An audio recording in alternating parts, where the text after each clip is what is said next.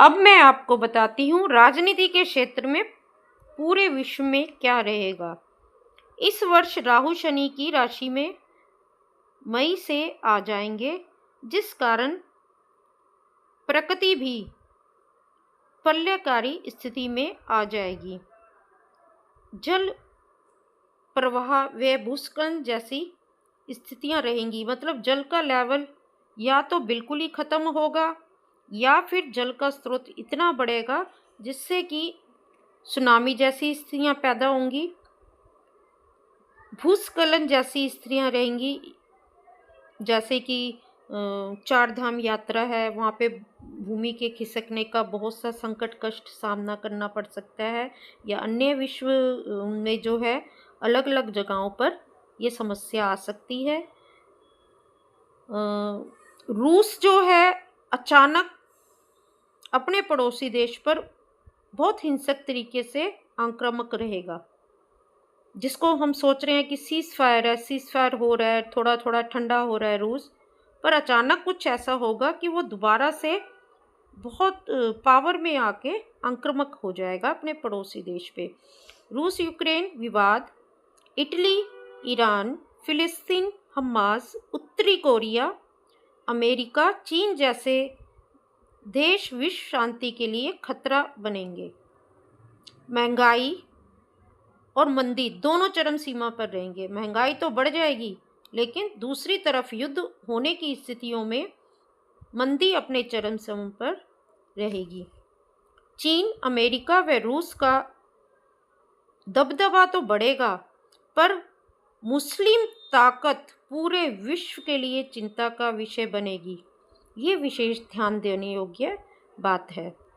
चीन और अमेरिका भय व विस्फोटक सामग्रियों का बाजार बनेंगे, मतलब ये खुले तौर पे चीन और अमेरिका खुले तौर पे ओपन मार्केट विस्फोटक सामग्री और औजारों का, एटमी बमों का खुला बाजार बन जाएंगे। जहां युद्ध होगा वहां ये दोनों देश अपना सामान ऑनलाइन बेचने की तैयारियां करेंगे। ऑनलाइन ऑर्डर मतलब कि टेक्नोलॉजी का ये यूज़ करेंगे। 13 जुलाई से 28 नवंबर के मध्य शनि के वक्र परिभ्रमण के कारण विश्व में कोई बहुत ही बड़ा विस्फोट हो सकता है। सावधान भी रहना है, ध्यान भी रखना है। अब मैं आपको बताती हूँ ग्लोबली विश्व स्तर पर इकोनॉमी आर्थिक स्थिति क्या रहेगी ग्रहों के अनुसार। अमेरिका मंदी व बहुत ज़्यादा महंगाई और मंदी की दोहरी मार से जूझेगा। इस वर्ष के उत्तरार्ध में यानी मिडिल में, मध्य में, मई के उपरांत राहु शनि की राशि का होने से विश्व के आर्थिक पक्ष का डामाडोल कर देगा। मतलब पूरे विश्व का इकोनॉमी आर्थिक पक्ष डामाडोल हो जाएगा, क्योंकि युद्ध की महत्वता बहुत रहेगी और विश्व के देशों में जो भी देश हैं वो रणनीति के लिए अलग अलग हथियार लेने में ही ज़्यादा बढ़ावा देंगे। पेट्रोलियम पदार्थ दामों में और फूड ऑयल के दामों में इस वर्ष वृद्धि के संकेत हैं। अप्रैल और मई में शनि राहु की युति मीन राशि में पड़ेगी।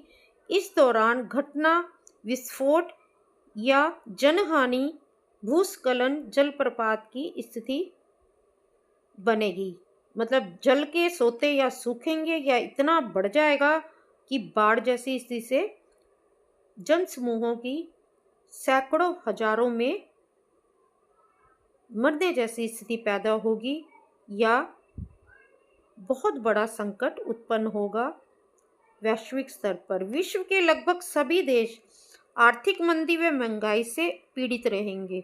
कोई भी देश, बड़े बड़े हर देश के नेता जब बात भी करेंगे तो उनका पहला यही होगा युद्ध, या फिर यहाँ पे आर्थिक मंदी हो गई है और महंगाई बहुत है, पीड़ित रहेंगे। मतलब अपनी इनमें देशों में बात भी होगी तो यही रहेगी कि महंगाई बहुत हो रही है और मंदी भी हो गई है। अनाज, सब्जियां व रोज़मर्रा के उपयोग की वस्तुएं बहुत ही महंगी हो जाएगी। अब इस सब के बाद मैं अभी विश्व स्तर पर अर्थव्यवस्था बता रही थी, पर हमारा भारत 2025 में कैसी स्थितियों का सामना करेगा, अब मैं वो बताती हूँ। 2025 का मूलांक 9 बनता है, जिसका अधिकारी मंगल है, और इस साल का जो राजा है ज्योतिष के गणना के अनुसार वो सूर्य देव हैं। यह साल भारत के लिए अगर बहुत अच्छा नहीं है तो बुरा भी नहीं रहेगा, क्योंकि विजय भव 9 नंबर मंगल और सूर्य बताने जा रहे हैं कि कड़ी निगरानी रखी और भ्रमित दिमाग को नहीं रखा, बेकार की चीज़ों पे अगर ध्यान नहीं दिया गया और अच्छी रणनीति अगर अपनाई गई सूंघ सूंघ के, तो विजय भी हमारे पास आके ही रहेगी, इसमें कोई दो राय नहीं है। तो नरेंद्र मोदी के नेतृत्व में एनडीए की जो सरकार चल रही है, सरकार की स्थिरता के भाव बन सकते हैं, आर्थिक जगत भी त्रस्त रहेगा, लेकिन अंत में नरेंद्र मोदी जी अपने नेतृत्व और अपने विचारों से हर हालात को फेवर में लेके अपनी पार्टी को भी कंट्रोल कर लेंगे। वहीं सूर्य वर्षेश होने के कारण बार बार सरकार को गिराने जैसी हालात में या सरकार पे सवाल भी खड़े होने जैसी स्थिति होगी। संकट के बादल देश में सरकार में मंडराते ही रहेंगे। न्याय के अधिपति शनि इस वर्ष 29 मार्च के बाद गुरु की राशि में आ जाएंगे। तो मेरी गणना कहती है न्यायपालिका यानी कानून के क्षेत्र में जो है हमारे जो प्रधानमंत्री जी हैं नरेंद्र मोदी जी, इनकी गरिमा बनेगी और बढ़ेगी, जबकि शत्रु हर हाल कोशिश चाहेंगे कि इनकी गरिमा में लांछन लगे। लेकिन उनके जो जन्म का मूलांक है और जो उनकी राशि है वो न्यायपालिका के क्षेत्र में अपने विचारों और अपने बहुत महत्वपूर्ण निर्णयों का परिचय देते हुए अपनी गरिमा को बरकरार रखेंगे। निर्णयों में निष्पक्षता उनके हर निर्णय में झलकेगी, जिसको कि परखा जाएगा, समझा जाएगा और सम्मान दिया जाएगा। भारत के पड़ोसी राष्ट्रों से विशेषकर चीन पाकिस्तान से संबंध बिल्कुल भी ठीक रहने का अभी भी और आने वाले समय में भी अच्छा समय या अच्छी स्थिति मुझे नहीं दिखती। फिलहाल के लिए युद्ध जल्दी ही शांत होने वाला है, कुछ घंटों की बात है, क्योंकि इस युद्ध की शुरुआत मंगलवार जा रहा था, बुधवार मध्य रात्रि शुरू हो रहा था।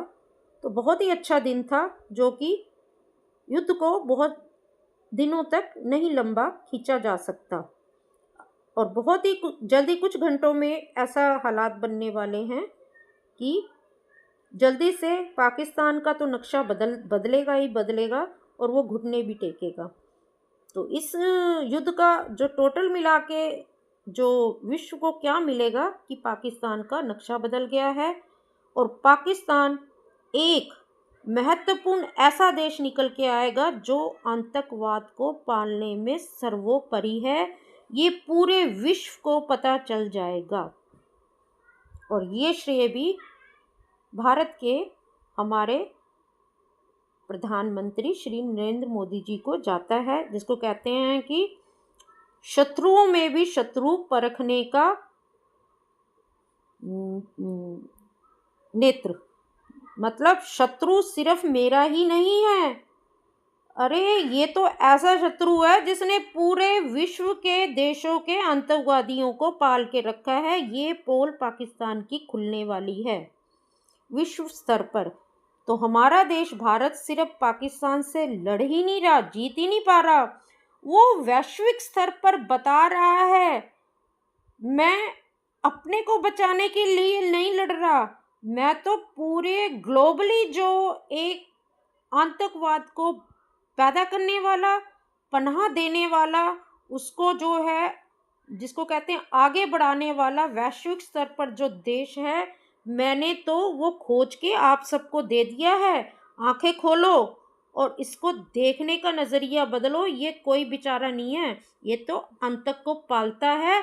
और सिर्फ ये मेरे लिए पीड़ादायी नहीं है, ये अमेरिका, चीन वालों, ब्रिटेन वालों, अन्य देश, रूस, सब सुन लो, ये तुम्हारा भी आतंकवाद पालता है और ये कब तुम्हारे वहाँ कर चुका है और करेगा, पीड़ा देगा।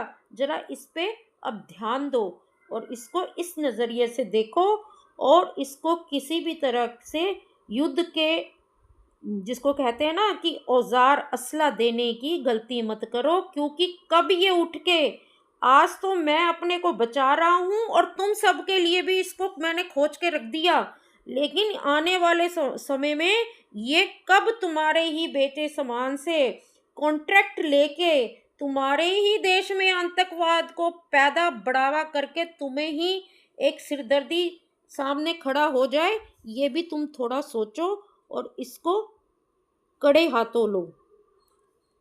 ये भी मोदी जी ने पूरे विश्व को दिखाया है। तो सीमा पर विवाद, तनाव चलता रहेगा, मतलब कि बॉर्डर पे बार बार युद्ध, कोई कारण होगा ना चाहते हुए युद्ध करना, तनाव चलता रहेगा, पर भारत जवाब देगा और बहुत तगड़ा जवाब देगा। चीन बार बार भारत को आंख दिखाएगा, लेकिन नरेंद्र मोदी जी उसको भी सही रास्ता और सही मार्गदर्शन देके अपनी सीमा में रहने का आदेश देंगे, बहुत ही प्यारी और मीठी भाषा में। शनि का गुरु की राशि में प्रवेश, धर्म के सेठ के जो अच्छे आचार्य हैं, देवता समान आचार्य हैं, जिनसे बड़े बड़े राजनीति की भी सलाह लेते हैं, तो उन पे भी कुछ बड़ी बड़ी बिजलियां गिर सकती हैं। ये विशेष बात है जिस पे ध्यान दिया जाए। धर्म के जो आचार्य हैं, बहुत बड़े बड़े जो हैं, हिंदुस्तान में 3-4 ही हैं, उनके ऊपर कोई बिजली, किसी 1-2 पे कोई बिजली गिर सकती है। इस विशेष का विशेष ध्यान रखा जाए। और कई धर्म के आचार्य जनता के बीच में बेनकाब भी होंगे, जो झूठे होंगे, गलत मुखौटा ओढ़ के बैठे होंगे, तो उनका भी जो है बेनकाब होने के पूर्ण योग बने हुए हैं। आतंकवाद, माओवाद, अल्फा सल्फा की राष्ट्र विरोधी गतिविधियों से भारत को कुछ हद तक राहत मिलेगी, लेकिन पड़ोसी देश और बॉर्डर पर बहुत सी परेशानियां उत्पन्न होती भी रहेंगी, जिनमें भारत विजय होता भी रहेगा। भ्रष्टाचार व घोटालों पर अंकुश लगाने में सरकार विफल हो सकती है। बहुत से घोटाले खुल के सामने आएंगे मध्य वर्ष के बाद। तो ये मैंने 2025 में भारत की स्थिति के बारे में बताया। अब मैं भारत की इकोनॉमी और फाइनेंस की स्थिति क्या रहेगी ये बताने जा रही हूँ। 2025 में मंदी, महंगाई, बेरोजगारी से इस वर्ष भारत को सामना करना पड़ेगा। मीन का शनि के कारण मूलभूत समस्याओं से जनता पब्लिक बहुत परेशान रहेगी। आर्थिक हालात व स्थितियों को नियंत्रित करने के लिए सरकार ठोस योजना व नीति बनाएंगी। डॉलर के मुकाबले रुपयों की गिरावट लगातार जारी रहेगी। गैस, तेल, घी, धान्य यानी अनाज पदार्थ, अनाज के भावों में लगातार बढ़ोतरी से जनता त्रस्त हो जाएगी। इस साल आर्थिक घोटाला भी 13 जुलाई से 28 नवंबर के मध्य, और ये घोटाला बहुत ही बड़ा होगा, उजागर हो जाएगा। आप विशेष मेरी जो मैं आपको तारीखें दे रही हूँ, 13 जुलाई से 28 नवंबर के मध्य एक बहुत बड़ा घोटाला उजागर होगा।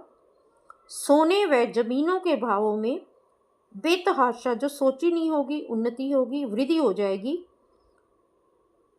और वर्ष के शुरू में जब हमारा चैत्र माह शुरू होता है, मैं उस वर्ष की शुरुआत की बात कर रही हूँ, मंगल अपनी नीच राशि का होगा।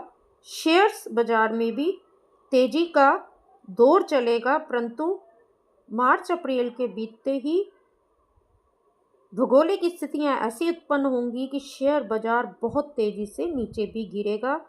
तो हमारे यहाँ भी बहुत से नुकसान होने का, इकोनॉमी पे जिसको कहते हैं नीचे गिरने का असर पड़ सकता है। तो जो भी आप लोग इन्वेस्टमेंट करते हैं बहुत ध्यान से करें और सूंघ के करें। भारत की पॉलिटिक्स सिचुएशन यानी राजनीतिक स्थिति 2025 में कैसी रहेगी? यह वर्ष राजनीतिक रूप से उठापटक का साल है। देश में नरेंद्र मोदी के नेतृत्व में एनडीए की सरकार है।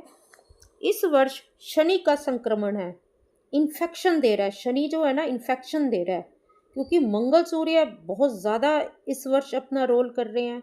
राजा मंत्री सूर्य बन गए, मंगल तो पूरे साल का ही न्यूमरोलॉजी के हिसाब से अधिपति बना हुआ है। तो शनि क्या इन्फेक्शन करेगा, और इन्फेक्शिश करता हुआ कोई भी मेडिसिन हो, ग्रह हो, वो बड़ा जिसको कहते हैं ना डीप मार मारता है। तो मार्च से मई के मध्य शनि राहु का योग बनेगा, अपने साथ राहु को मिलाएगा ये। तो इस दरमियान सरकार पर संकट के बादल ठहराएंगे।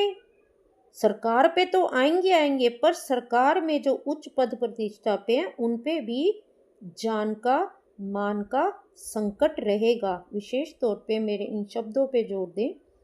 सरकार पर संकट के बादल तो आएंगे, पर उच्च पद प्रतिष्ठा पे जो भी हैं उन पे भी हर तरह का संकट रहेगा, क्योंकि भौगोलिक स्थिति ऐसी उत्पन्न होगी। एनडीए में उथल पुथल रहेगी। सत्ताधारी पार्टी के लिए अपने घटकों को एक सूत्र पिरोकर रखना बहुत बड़ी चुनौती होगी। त्राही त्राही हो गई स्थितियां मैंने आपको सभी बता दी। तो अब देख लो, महत्वपूर्ण पार्टियों को अपने मनकों को, अपने लोगों को एक मोती में पिरो, जैसे माला होती है ना हर पार्टी की, तो कोई भी पार्टी ठीक तरीके से उस माला को बरकरार नहीं रख पाएगी, क्योंकि कोई उनका नेता इधर भागेगा, कोई उधर भागेगा, कोई कुछ बोलेगा, कोई कुछ बोलेगा। तो इस समय एक सूत्र, एकजुट होने का सबसे बड़ा हथियार हमें भारत देश को, हमारे नेताओं को अपनाना ही पड़ेगा। और चाहे ये ग्रस्त स्थिति में हो, चाहे ये राजनीतिक स्थिति में हो, हमें एक सूत्र होकर रहना और एक बात को ध्यान से सुनना, तो हमें हमेशा विजय हर क्षेत्र में मिलेगी। 29 मार्च के बाद शनि गुरु की राशि में आकर राजनीतिक रूप से हलचल बढ़ा देंगे।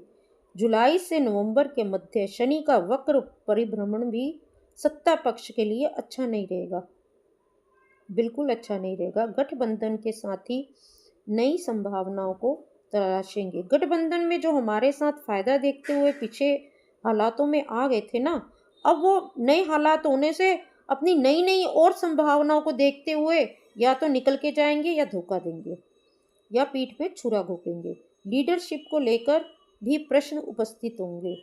यह साल 2025 राजनीतिक रूप से स्थिरता का वर्ष है। जो स्थिर है वो अपनी स्थिरता को बनाए रखने के लिए अच्छे प्रयास करे, और जो अस्थिर है उसके लिए मैं ये कहना चाहूँगी फिलहाल बदलाव ना करें, बदलाव से नुकसान होगा। सत्तारूढ़ दल के लिए इस साल बार बार स्थिरता पर खतरा मंडराता रहेगा, तो एकजुट होकर रहने के लिए ही पॉलिसी अपनाएं तो बहुत फ़ायदे में रहेगा। और इस वक्त को, इस वर्ष को किसी भी तरीके से एकजुट होकर अगर वो काट लेते हैं तो आने वाला समय हर क्षेत्र में अच्छा ही होगा। नमस्कार, आज के लिए इतना ही। अगर मेरे इस YouTube के एपिसोड में किसी भी तरह से कोई प्रश्न किसी के मन में उठता है तो मेरे को संपर्क करें या कमेंट्स में बात करें, मैं जवाब दूंगी। और अगर आप चाहते हैं मैं ऐसे ही विषयों पर आगे भी बोलें तो आप मेरे इस YouTube एपिसोड को ज़्यादा से ज़्यादा लोगों में शेयर करें। और एक विनती, आप सिर्फ एक ही बार 24 घंटे में लाइव हमारी सेनाओं के जो लीडर हैं, जो बताते हैं अपने पूरे 24 घंटे में क्या कार्य उन्होंने किए, सिर्फ उस पर ध्यान दें। ना कि बहुत से अनेकों चैनल है जो उल्टी सीधी खबरें अपनी जो है व्यू बढ़ाने के लिए, अपने सब्सक्राइबर बढ़ाने के लिए हर 2 मिनट में, हर 10 मिनट में या 4 घंटे में कुछ कुछ बना के छोड़ रहे हैं, उनके पे कृपया ध्यान ना दें। एक ही बार हमारे जो सेना के लोग हैं उन्हीं का आप जो 2 विशेष महिलाएं हैं वो लाइव आती हैं। और मेरे लिए तो मंगल चंडिका और देवसेना का ही रूप है। इस युद्ध और आज की स्थिति नहीं, मैं अपने पूरे जीवन में जब से होश संभाला है मैं हर स्त्री के अंदर देवी को ही देखती हूँ। जब वो दुख बोलती है तो मैं ये देखती हूँ वो दुखी क्यों है, तो मैं उसको हल बताती हूँ। और जब वो खुश होती है तो मैं प्रसन्न होती हूँ कि देवी प्रसन्न है। धन्य हैं हम। जय भारत माता की जय। वंदे मातरम।